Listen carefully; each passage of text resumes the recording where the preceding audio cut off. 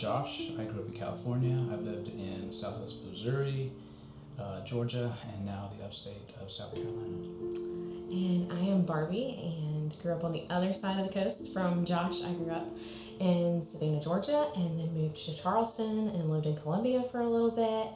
And then the Lord brought me up to the upstate, and I started working for a local church that many of the girls here at the agency work at, and that's how we got connected with them. And one of the most challenging things for us within our journey to adoption was how different we really are. So I think getting on the same page with a lot of things was really a challenging adventure. We are also 12 years apart in age, so we knew immediately we wanted to start a family because we were older when we got married. So when that didn't happen naturally, 6 months into marriage, 9 months into marriage, a year into marriage, we began to seek counsel and wisdom from church leaders as well as medical professionals for what we should do. And I was just stuck on both of these things cost X amount of dollars.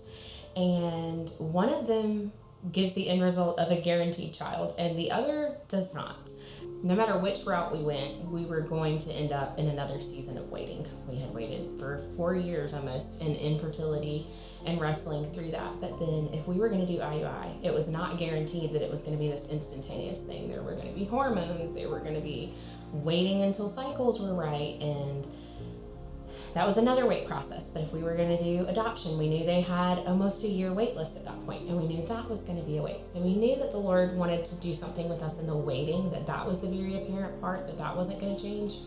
So we were on the waiting list with the agency. Within maybe 2 weeks of being active, that we started getting emails about different situations, asking us our permission if we would be willing to let the agency offer our profile to these prospective mothers who are looking to place their baby or child for adoption. Mm-hmm. For us, we just knew we really wanted our child to know both of his parents. We wanted both of them to relinquish their rights and be on board with us parenting their child. We knew that was something that we really wanted for our child, not necessarily for us, for him to or her to feel confident in that at that time. And then Benson was actually our very first and only situation that we were presented with as being an active family. And we got the email and I was like, oh my gosh, what do you think about this? And we just read this email about this young mom and her son that she had 4 months early, and this laundry list of complications that he had due to his prematurity. So he was born at 24 weeks. We sat there in the Kirkland's parking lot, and it took us 15 minutes to get to where we worked at to fill out paperwork and then fax it back. But we sat in the parking lot for 10 minutes at Kirkland's, and we were like, everything in us, I think, logically wanted to say no, because it's not this healthy, perfect baby. It's not this beautiful delivery room experience that I think most people dream of when they think about adopting a baby. But the Lord just very clearly spoke to my heart and told us, you could conceive a child naturally right now. I could snap my fingers and do that. And you could be dealing with all of these same problems. So why would you say no? Because you're scared of what is going on in this child's life. I am sovereign and I can take care of this child. I am this child's ultimate healer and I love them more than you do. And I just told Josh, and he just looked at me and he was like, okay. And we immediately filled out the paperwork, sent back the email. And then I think it was within 4 or 5 days, we got a call from one of the girls here at the agency, and they were like, hey, mom wants to meet with you. Are you free to meet with her? We got to sit down with them at the conference table here. Just got to visit a little bit, share a little bit of our story in person, to just kind of, let them ask questions of us, and to just kind of let them know who we are outside of our profile book.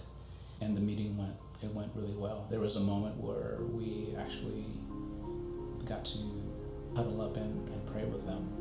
No adoption story is the same, and there's so many unique facets to ours. I don't think there's a lot of couples that get that opportunity to kind of speak into the lives of birth parents and kind of be grateful in such a way that we could just kind of turn around and just pray a blessing over them.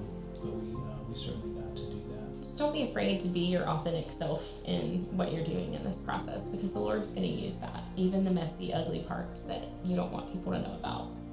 In the very beginning of our adoption process, we knew that having open adoption was a pretty important factor. Mm-hmm. We didn't want our son to have questions about where he's from. We just know a lot of stories and have a lot of friends who have been adopted or have adoption as part of their story or close to their own story. That can be a really difficult part of people's story if they have that and don't know who their parents are. And we just didn't want that for our child. So we knew an open adoption was pretty important. For us with open adoption, it's definitely Benson knowing where he came from, knowing that his parents loved him enough to choose life for him and loved him enough to ask someone to care for him in a way that they didn't feel confident that they could, that he always knows that he's loved by them. I think some ways that we really try to include them in things, we always, even if we're not going to see family at Mother's Day, Father's Day, we have him create something really fun that we can give them the next time that we see them. But being able to, because they're so close, they're like 30, 45 minutes from us, I've called his mom before and been like, hey, do you want to go to the zoo with us? And she's jumped in the car with us and gone to the zoo with us. Getting to celebrate things like graduation and weddings with them has been a huge gift. But when he was like 2 years old, I'll never forget, I texted his grandmother for something and I was like, do you have some like family recipes that we can cook at Christmas? Cookies or anything like that. And then just being able to do that with him so that he has pieces of his original family has been a really sweet, sweet, sweet gift. But then including them in birthdays. So we're embarking on 4th birthday, and first birthday we did everybody and their mother and their grandmother from our family, from his biological family, from our friends at that party. And then here we are this year, kind of including them a little bit in the family friends birthday party realm again. And they really love and value that. He gets to get together with his cousins and all that kind of stuff. So it's really cool to see that he still gets to see that his family loves him and cares for him and wants to be there for him at those big moments. I have several cousins who were adopted, some domestically, some internationally, some through Christian agencies, some have open adoptions, some have closed.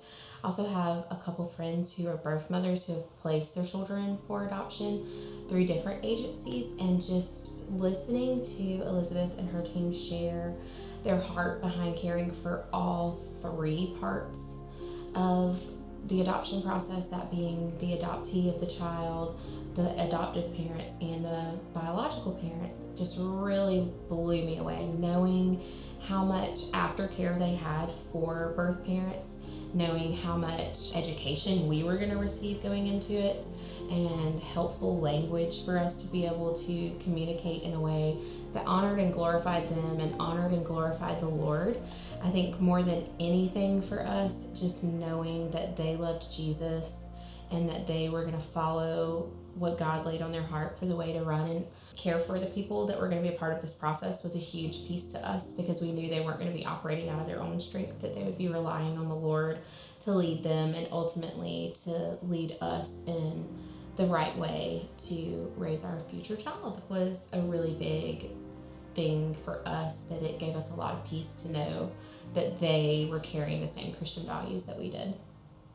Will you partner with us today as we seek to raise money to support adoptive families and offset the cost of adoption? You could text Flourish Adoptions to 53555, or you can contact our office today to learn more on how to get involved.